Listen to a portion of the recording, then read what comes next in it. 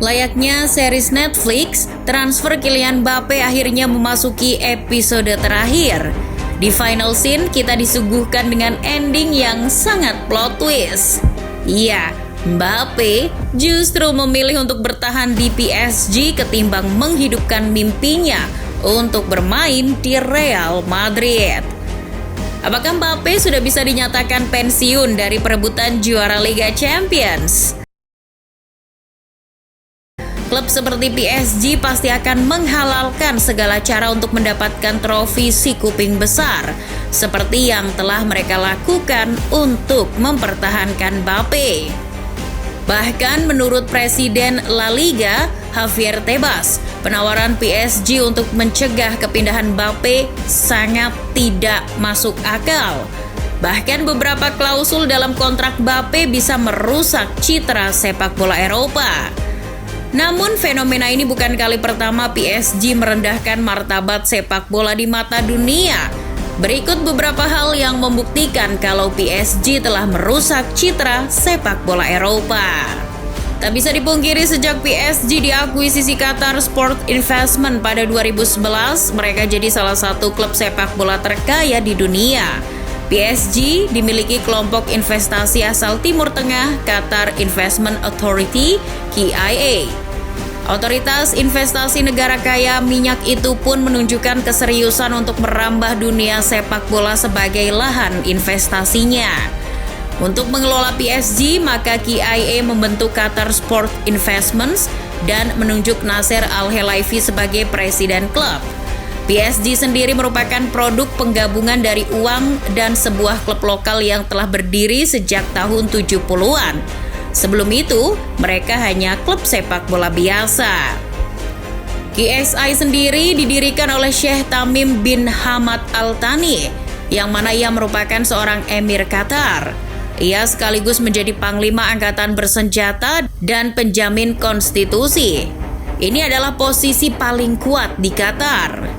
Selama ini Sheikh Tamim bin Hamad Al Thani telah menggunakan uang minyak negara untuk menyokong keuangan PSG melalui QSI dan perusahaan milik negara lainnya seperti Qatar Tourism Authority dan Qatar National Bank.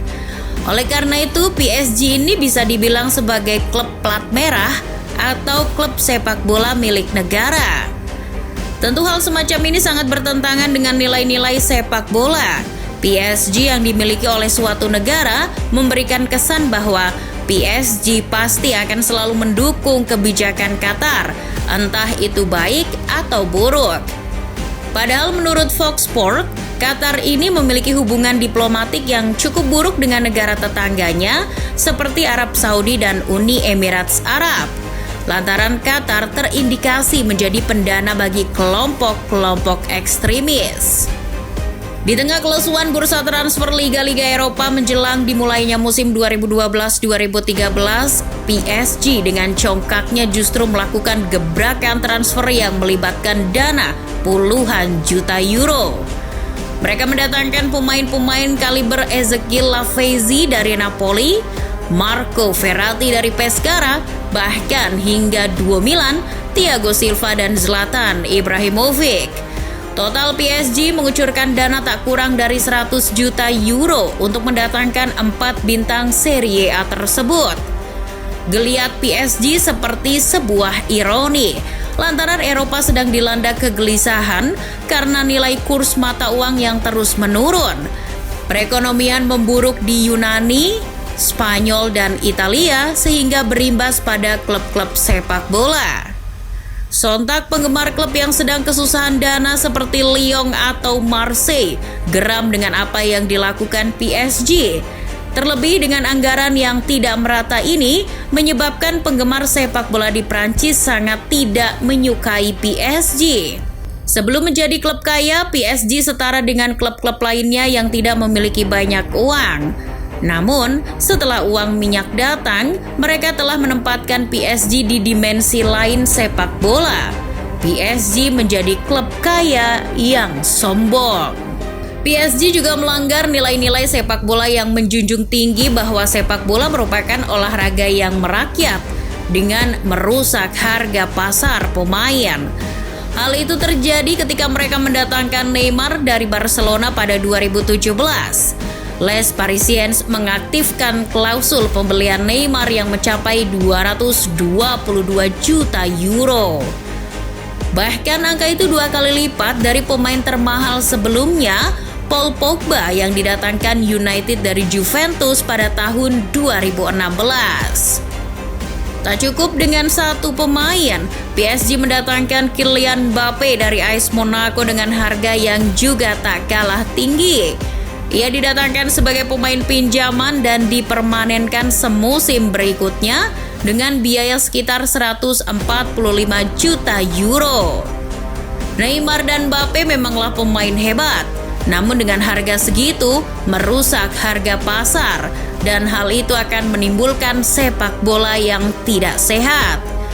Pembelian gila itu pun menimbulkan efek domino bagi sepak bola Eropa. Harga pemain pun semakin melonjak tinggi sehingga membuat klub-klub lain tak sungkan untuk membandrol pemainnya dengan harga yang tak masuk akal.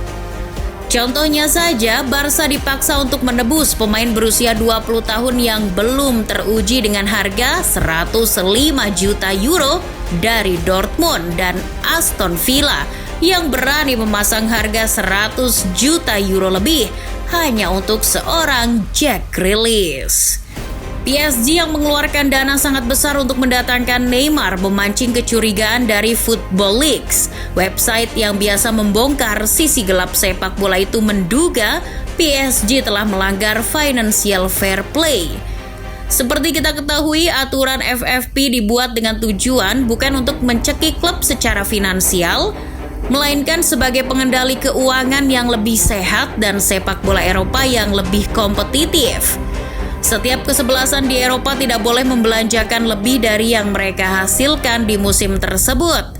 Dan investor eksternal hanya boleh menanggung defisit sebesar 30 juta euro per tahun. Namun PSG dengan lihainya mengakali peraturan yang sudah ditetapkan oleh UEFA tersebut. FIFA menetapkan bahwa defisit PSG masih menunjukkan angka aman meski telah ditemukan bahwa saat itu PSG mengalami kerugian 218 juta euro. Football Leaks sebagaimana dikutip media Jerman Deutsche Welle menduga QSI telah melakukan transaksi kotor dengan menyuntikkan dana sekitar 1,8 miliar euro ke kas PSG. Dengan dana segitu, PSG menggelembungkan dana sponsor guna menutupi kerugian klub. Bahkan dilansir dari Bleacher Report, dokumen yang dikeluarkan Football Leaks mengungkapkan bahwa Presiden FIFA Infantino juga terlibat dalam lolosnya PSG dari sanksi FFP. Infantino sempat mengadakan pertemuan rahasia dengan para petinggi PSG.